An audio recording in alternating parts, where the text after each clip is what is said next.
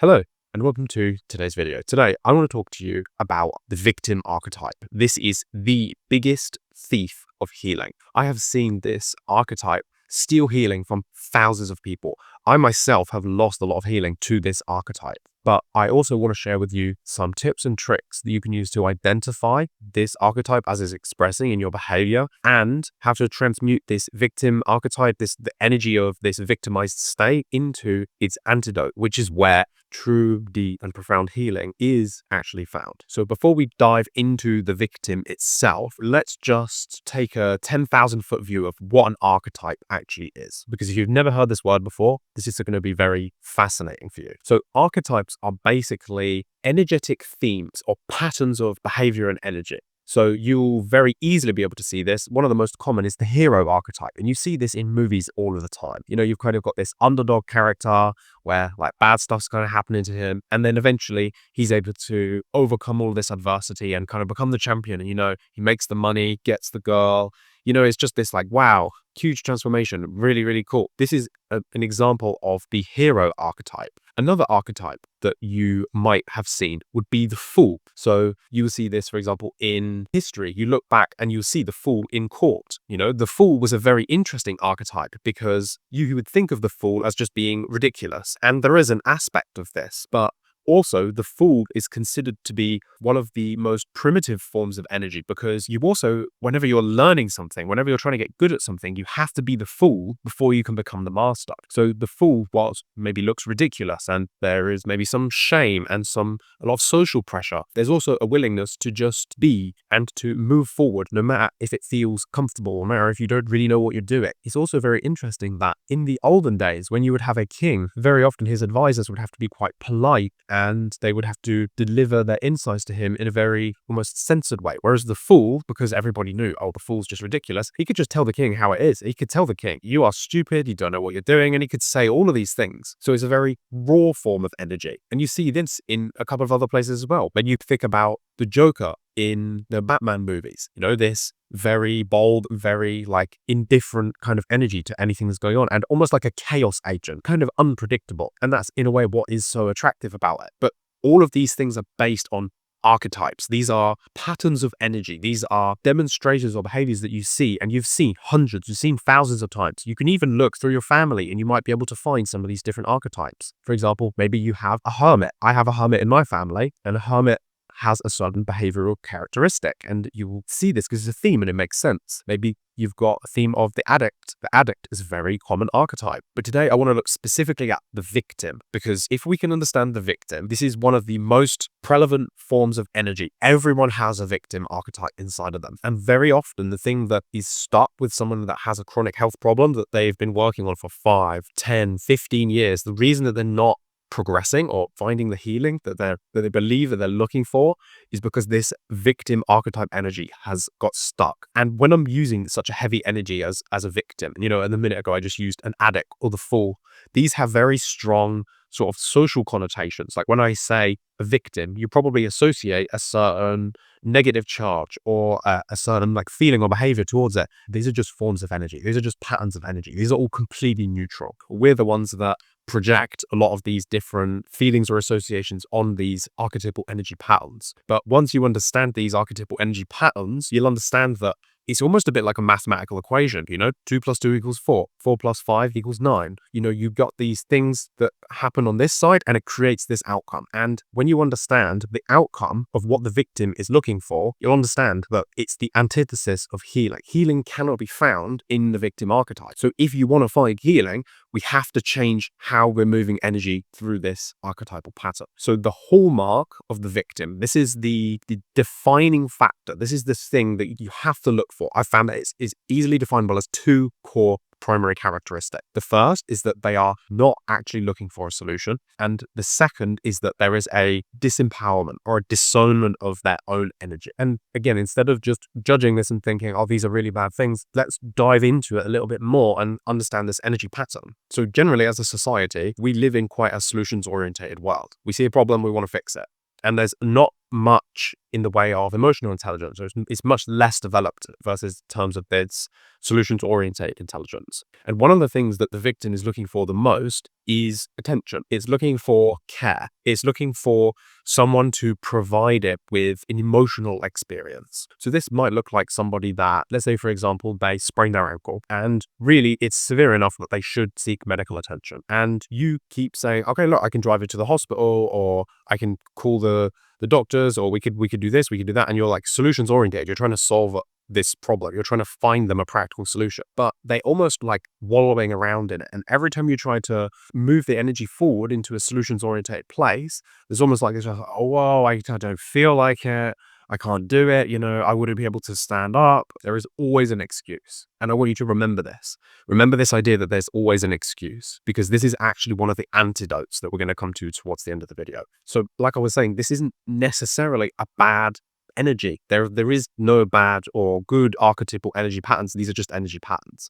However, you can see how being stuck in this energetic state, if what you actually are truly desiring is to find a resolution to this sprained ankle, you're never going to get it if you stay in that victimized state, because the solution doesn't lie there. It's energetically repulsive. They cannot exist in this same frame. So if you want to actually get to that solutions place, we have to transmute and alchemize this victim energy. So let's actually start with a couple of exercises. And this is something that's very hard to do. I'm going to tell you, like, hand on my heart and hand on my stomach, because this is something that's very hard to digest. This is what people don't want to do. People look for healing in a supplement bottle, or they look for it for somebody else. Someone's going to heal them. No one is coming to save you. No one. Only you are going to heal yourself. And the way you do it is by transmuting the victim. We have to work through it so that we can empower ourselves and empower our bodies to heal and fix themselves. So the first place you want to look is, where do you feel powerless? Look at your life right now. Where do you feel powerless? There's a good likelihood that these are very common places that we have this victim energy pattern. You might feel like you are powerless with regards to money or your financial situation or your financial circumstances. Maybe you wouldn't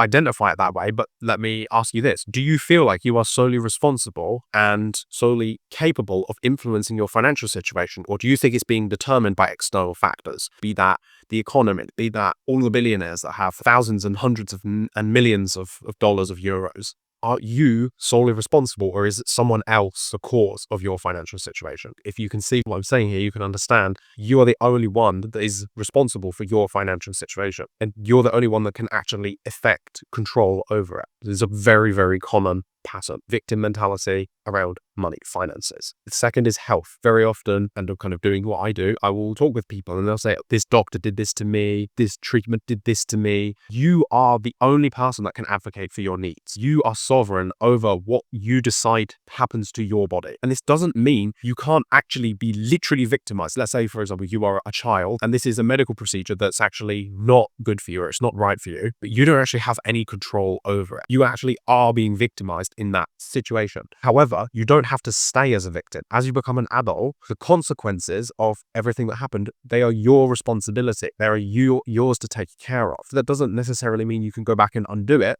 but it means that you can take control of the situation as it stands and claim responsibility for it as it is and how it is going to be moving forward, no matter what happened in the past. This is what's really tricky about the victim archetype, is usually it comes from a place where we are actually genuinely victimized in the first place. However, we get stuck there and we stay a victim even though we don't need to be a victim anymore. Another example of what this might look like when it comes to money, for example, let's say that you are a contractor and you get hired to do a certain job, and you're actually at a point with your company and with your business, maybe you've scaled it up to a point where you actually don't need to do anything. You could literally take a year off of work and you'd be completely fine. So you don't actually need to do anything. But because as a child, you didn't have any money and your parents, they didn't have any money and you basically couldn't meet your own survival needs, you learned, I have to basically be a slave. I have to work myself to death to meet my survival needs. And then somebody tries to contract you for a job that you don't want to do. Let's say you're a painter decorator and it's ceilings and you don't like doing ceilings. And I'm saying that because I've been painting decorated ceilings and ceilings are awful. If you're a painter decorator and you paint ceilings, God, you are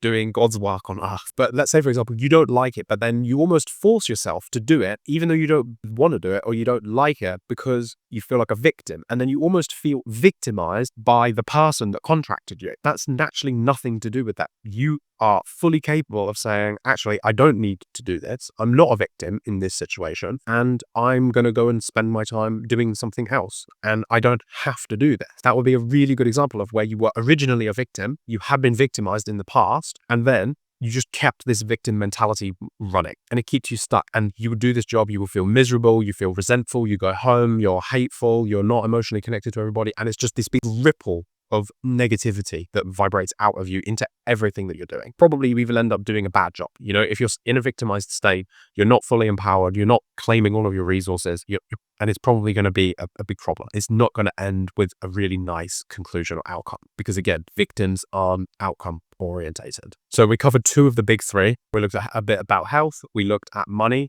The final one is relationships. Anywhere you feel like a victim in context of relationships, you have to address that. Again, as I said, you are sovereign. You decide who is in your circle. You decide who occupies the space around you. You have control over that. You can tell me a million reasons why you don't. You can tell me why you're obligated to do something. This is what the victim says. The victim thinks it has to. The victim thinks it has no sovereignty, no control, no authority over the circumstances in their life. All of this is neglected energy. All of this is victim archetype. And again, it's not a bad energy. It's a neutral energy pattern. But you have to remember that when you are in a victim state, you are opposed to the outcome that you are actually seeking. This is the outcome that I would desire. If you're in a victimized state, you cannot get the outcome that you desire. So that's the first exercise. Take a look at these broad areas of your life, generally speaking, health, wealth, relationships, and see where you feel powerless. And that doesn't necessarily mean that you identify as being powerless. What it means is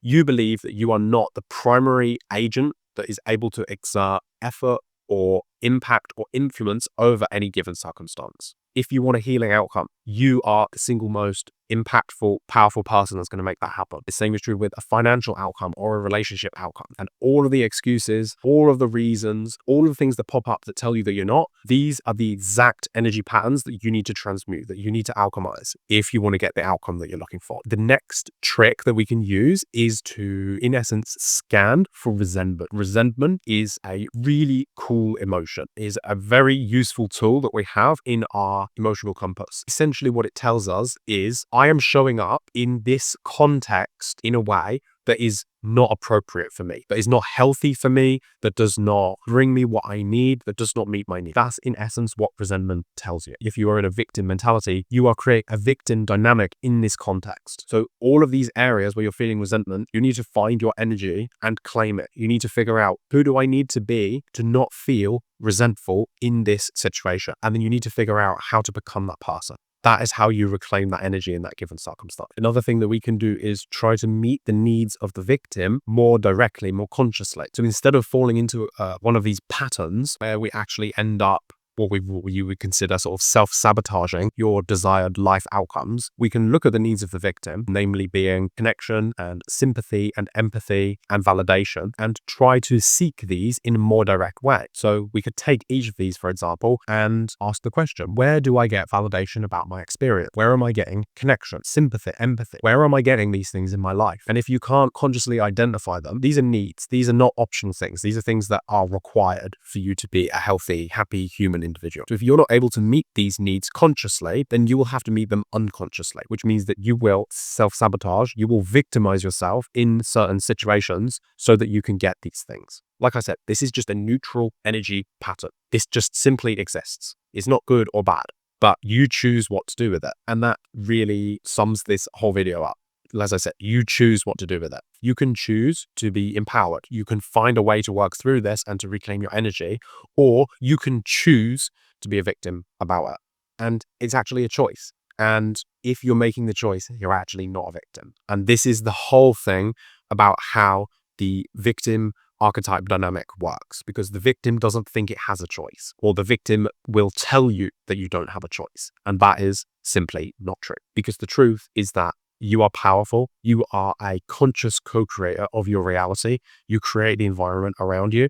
And I'm not saying bad things don't happen. bad things do happen. People genuinely have experiences that actually victimize them, and people genuinely can be victims. However, if you continue to play victim after the fact, you are the one that is keeping yourself stuck. If you think I'm upsetting you with what I'm saying, there's a really good likelihood that you have quite a strong victim that you need to work on. And like I said, there's no shame in that. It's a neutral energy pattern. The question is, are you going to claim it? Are you going to take responsibility for it?